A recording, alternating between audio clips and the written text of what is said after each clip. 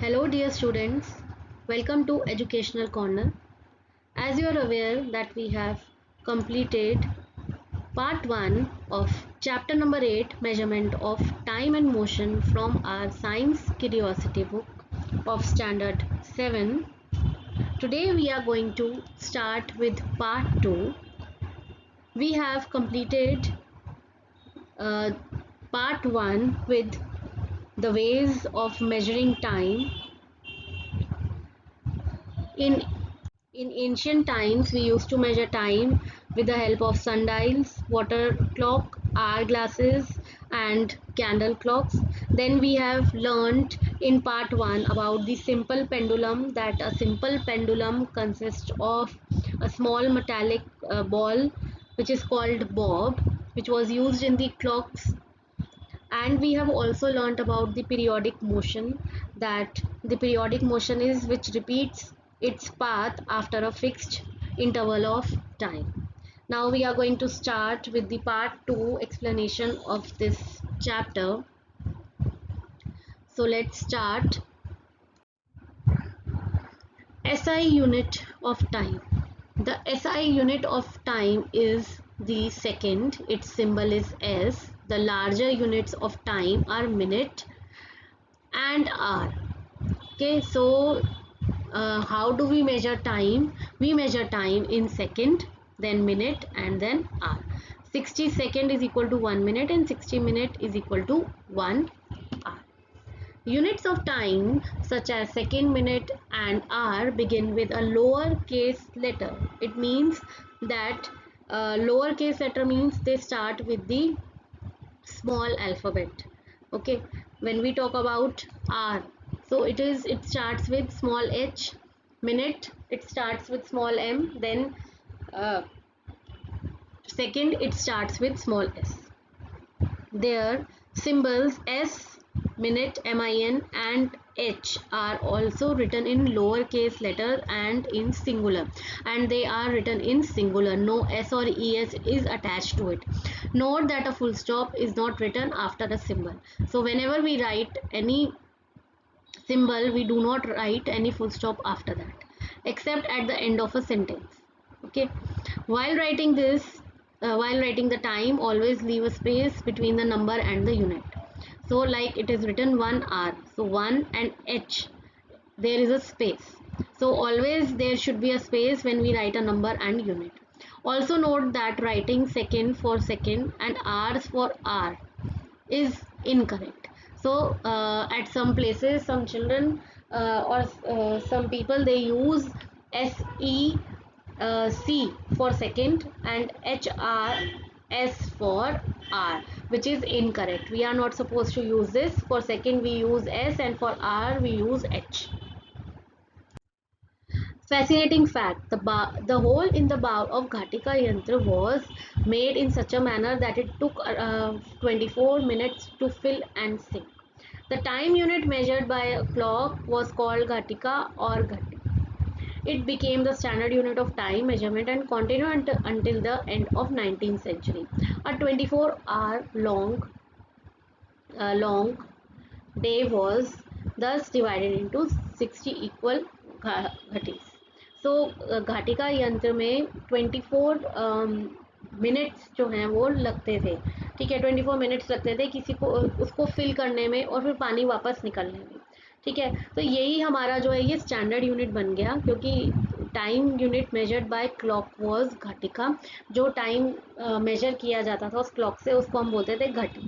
ठीक है, अ 24-hour long day was divided into 60 equal घटी. 6 को 24 जो हमारा एक दिन है पूरा, उसको 60 इक्वल घटीज में डिवाइड किया गया. Activity 8.3, let us identify. Look at the wall clock shown in figure 8.9 carefully. What is the smallest interval of time you can measure with it? इसमें आप सबसे smallest interval of time क्या measure कर सकते हो? Or obviously 1 second, half second. 1 second is the smallest interval of time that we can measure using this clock. तो इसमें हम सबसे smallest interval of time क्या है? Second. और 1 second हम सबसे smallest interval of time.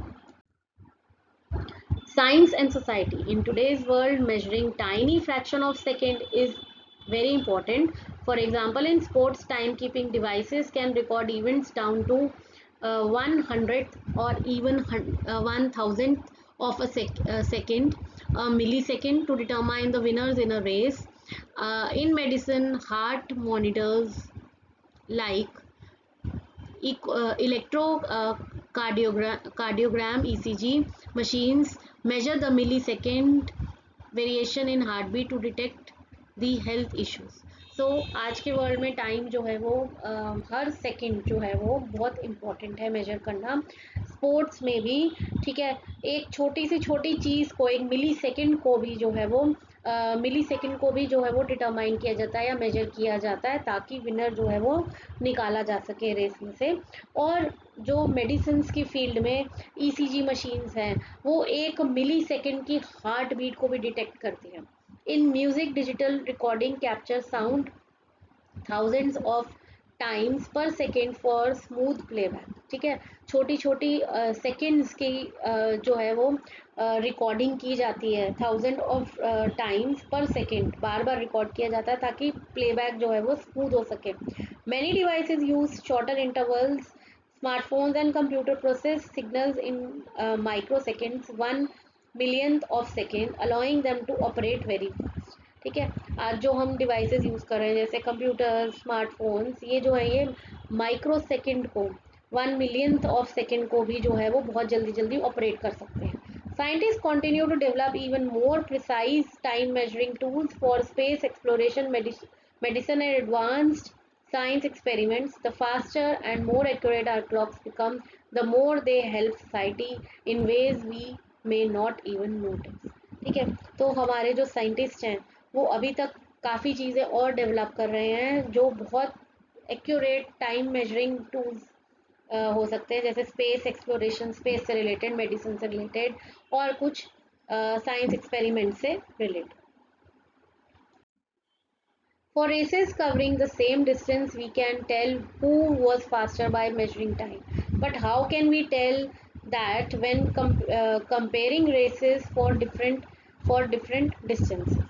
ठीक है, तो रेसेस में हम ये तो फाइंड कर सकते हैं कि कौन तेज भागा और टाइम मेजर करके, बट हम ये कैसे कंपेयर करें, comparing races for different distances.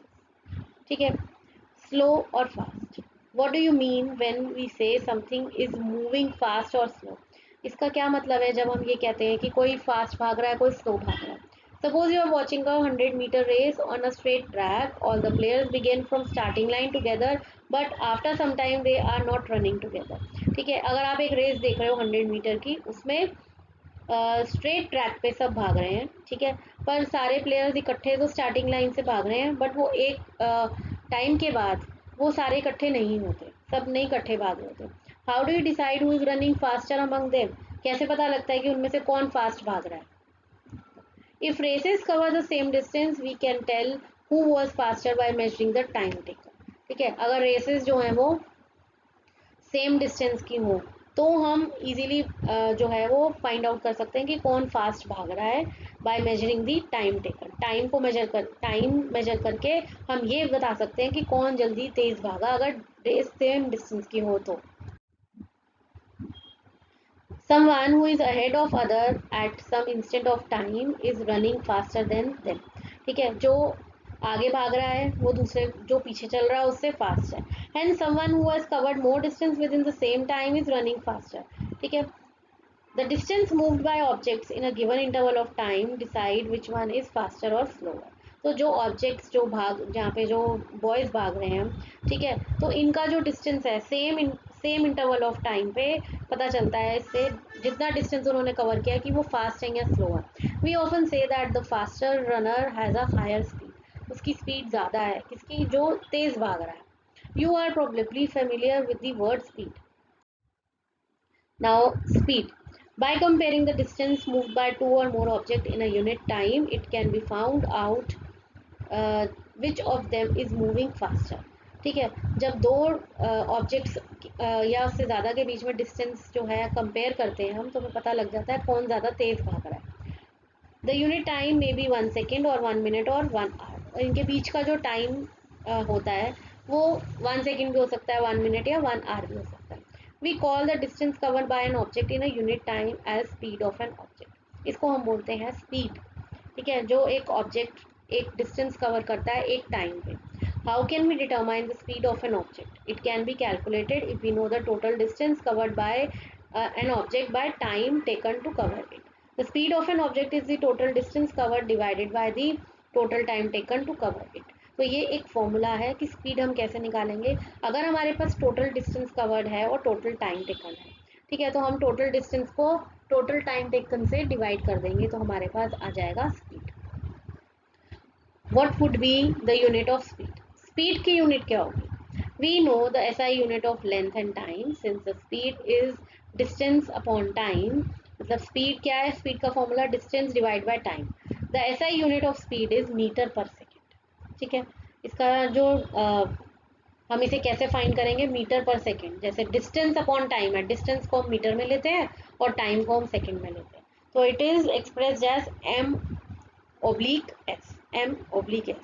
Speed can be expressed in other units. If we express the distance in kilometer and time in hour, then the speed is kilometer slash hour expressed as kilometer per hour. इसको हम बोलते हैं kilometre per our, metre per second. Okay, ये जो slash है metre per second, kilometre per our. Okay, तो इसको हम अगर हम किलोमीटर और टाइम को आर में मेजर कर रहे हैं तो हम किलोमीटर पर आर लेंगे, और अगर हम उसको मीटर में डिस्टेंस को मीटर में और टाइम को सेकंड में कर रहे हैं तो हम मीटर पर सेकंड लेंगे। Example 8.1, Swati school is 3.6 km from her house. It took her 15 minutes to reach the school riding on a bicycle. Swati का जो स्कूल है उसका डिस्टेंस दिया उसके घर से 3.6 किलोमीटर है। ठीक है, उसको 15 मिनट लगते हैं अपनी साइकिल पे राइड करके स्कूल जो है वो पहुंचने में। Calculate the speed of bicycle in metre per second. So speed कैसे कैलकुलेट होती है? Distance covered upon time taken. यहाँ डिस्टेंस कितना है? 3.6 और टाइम कितना है? 15। तो 3.6 किलोमीटर को हम पहले किस में चेंज करेंगे? हम इसको 1000 से यहाँ पर मल्टीप्लाई करेंगे। क्यों कर रहे हैं हम मल्टीप्लाई? ताकि हम इसे हम इसे मीटर में चेंज कर सकें। ठीक है, 1000 से मल्टीप्लाई कर रहे हैं। मिनट्स यहाँ पर 60 मिनट्स, यहाँ पे हमने 60 ले लिया सेकेंड में चेंज करने के लिए। ठीक है, तो जब हम इसे कैलकुलेट करेंगे तो हमारे पास आंसर आएगा 4 मीटर पर सेकेंड। ओके, क्योंकि हमें इसे मीटर पर सेकेंड में कैलकुलेट करना है।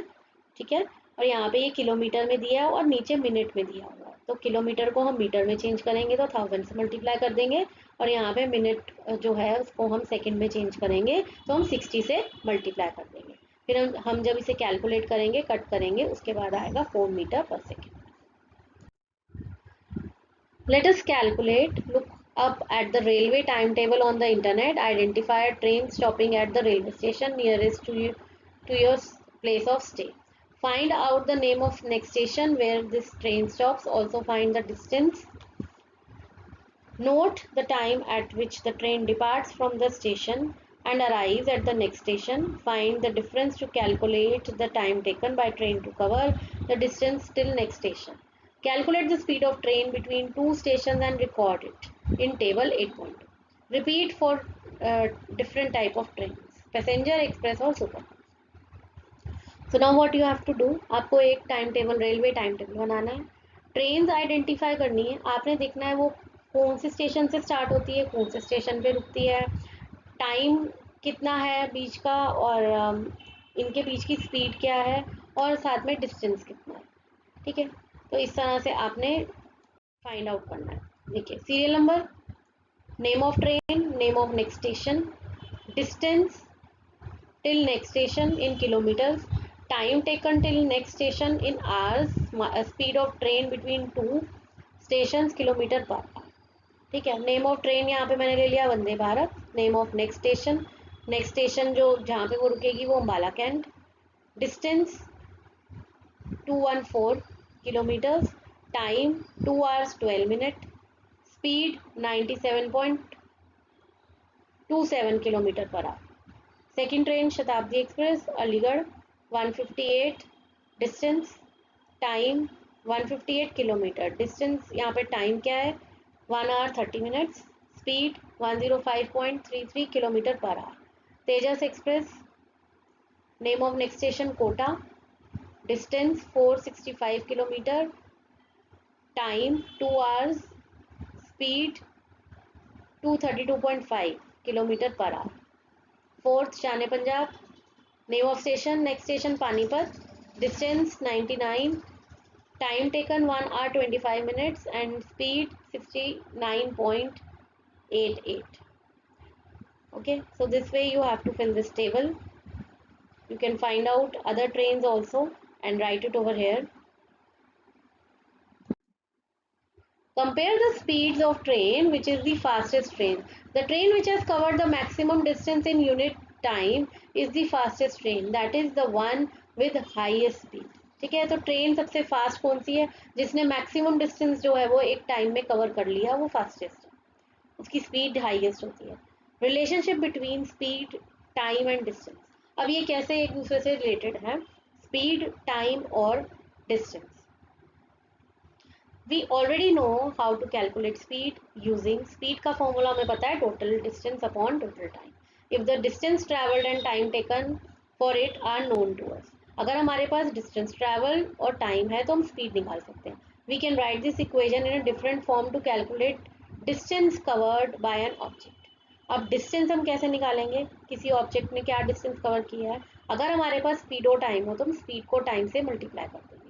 Similarly we can also calculate time. Time को भी कैलकुलेट किया जा सकता है. कैसे? Time is equal to distance divide by speed. तो ये फॉर्मूले आपको लर्न करने पड़ेंगे. सिर्फ एक फॉर्मूला इजीली आप लर्न कर लो. डिस्टेंस का फॉर्मूला है स्पीड इंटू टाइम, स्पीड का फॉर्मूला है time distance upon time and time का फॉर्मूला है distance upon speed. Example 8.2, Raghav is going to a neighboring city in a bus moving at a speed of 50 km per hour. If we take 2 hours to reach that city, how far is that city? ठीक है, how far मतलब आपको निकालना है distance. ठीक है, speed आपको दी है 50 किलोमीटर यहाँ पर और आपको साथ में टाइम दिया हुआ, तो आप कैसे निकालोगे? डिस्टेंस का फॉर्मूला होता है स्पीड इंटू टाइम. तो 50 इंटू 2 यहाँ पे आ जाएगा 100 kilometre. Example 8.3, a train is traveling at a speed of 90 km per hour. How much time will it take to cover a distance of 360 km? अब आपको distance दिया हुआ है, स्पीड दी हुई है, आपको क्या निकालना है? टाइम. टाइम का फॉर्मूला है डिस्टेंस अपॉन स्पीड. तो 360 divide by 90, that is 4 hours. In all the examples so far, we have found speed of an object by using the total distance covered divided by the total time taken. ठीक है, speed हमने कैसे निकाली? Distance divide by time.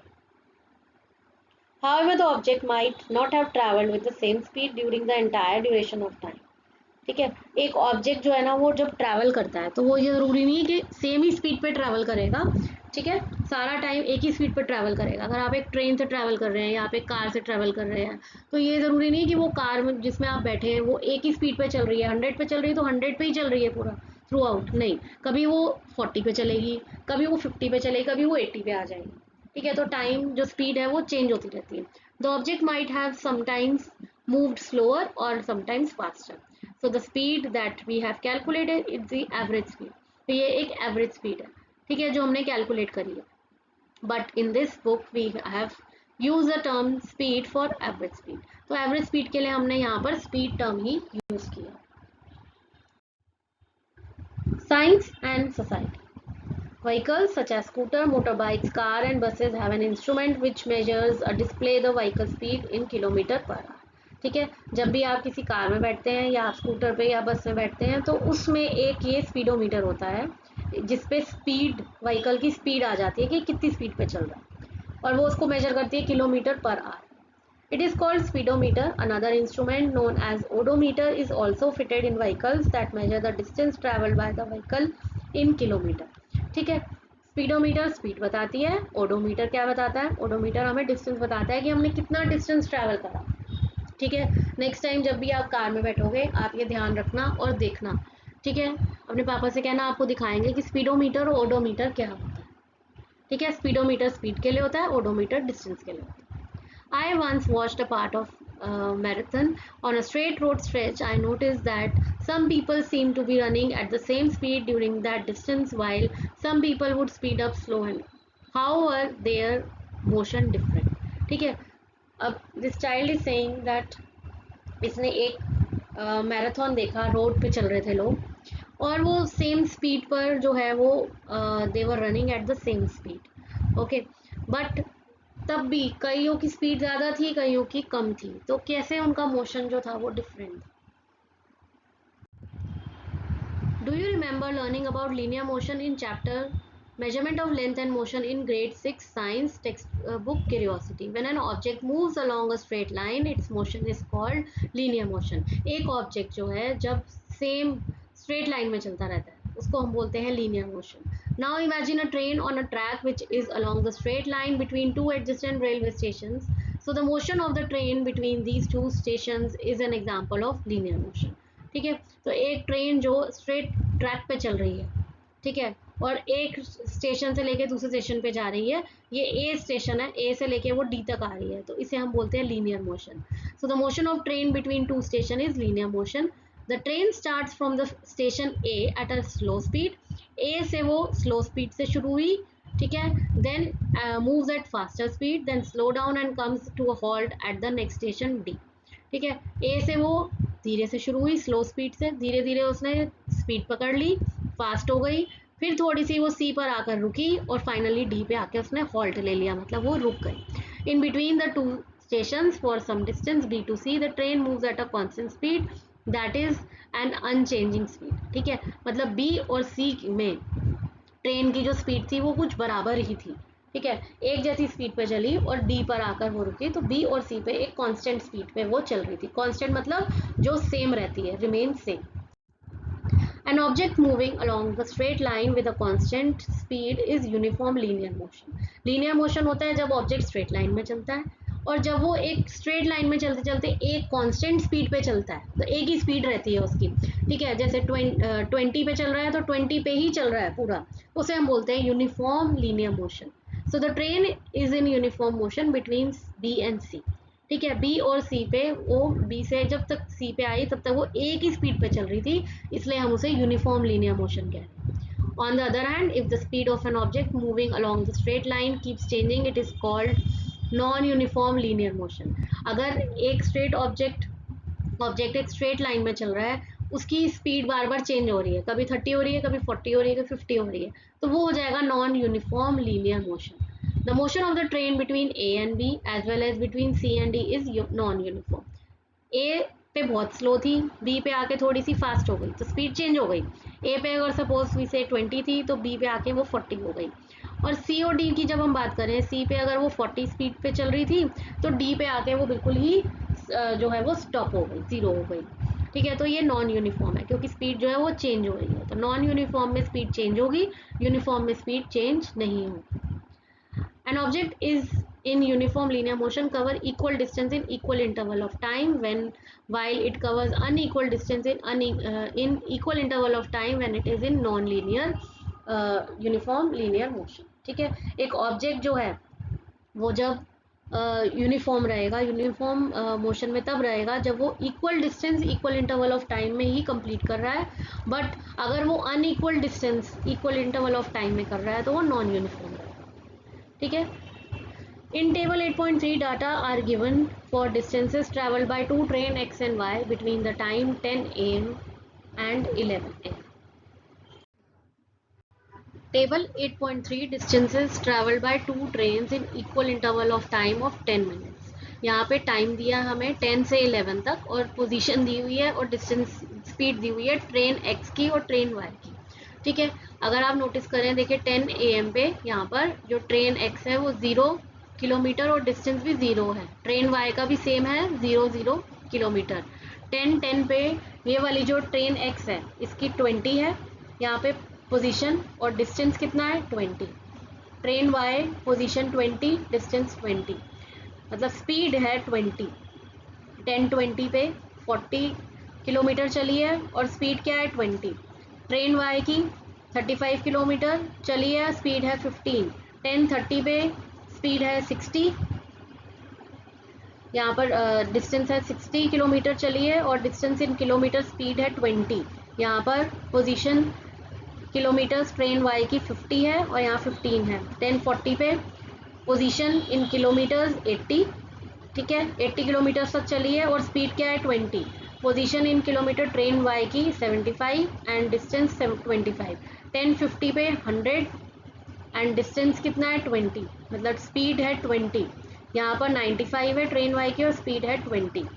11 AM 120 position and then distance है, मतलब speed हमारी जो है वो 20। Same position train Y 120 and distance is 25. Which of the two trains is in uniform linear motion between 10 AM to 11 AM? So if you can clearly see कि यहाँ पर uniform में कौन सी है, ट्रेन X, क्योंकि यहाँ पे 20 20 20 सेम स्पीड चल रही है, ठीक है, इक्वल डिस्टेंस कवर करा है इक्वल इंटरवल ऑफ टाइम में। जबकि यहाँ जो दूसरी ट्रेन है ट्रेन Y, उसने क्या करा है, उसने इक्वल इंटरवल ऑफ टाइम में जो है यहाँ पर इक्वल डिस्टेंस जो है वो कवर, यहाँ पर train X covers equal distance in equal interval of time, so it is uniform linear motion while train Y is in non uniform linear motion। ये non uniform क्यों है, क्योंकि यहाँ पे स्पीड अलग अलग है इसलिए।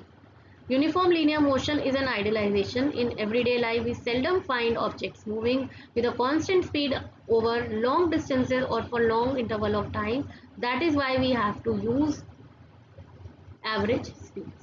तो यूनिफॉर्म लीनियर मोशन जो है वो हमारी लाइफ में हमें कॉन्स्टेंटली जो है वो कुछ ना कुछ ऑब्जेक्ट्स ऐसे मिल जाते हैं जो लॉन्ग डिस्टेंस पे लॉन्ग डिस्टेंस चलते हैं, लॉन्ग इंटरवल ऑफ टाइम में एक कांस्टेंट स्पीड पे चलते हैं। इस वजह से हमें एवरेज स्पीड जो है वो निकालनी पड़ती है। So with this we have come to the end of the explanation of this chapter. I hope you have understood this chapter.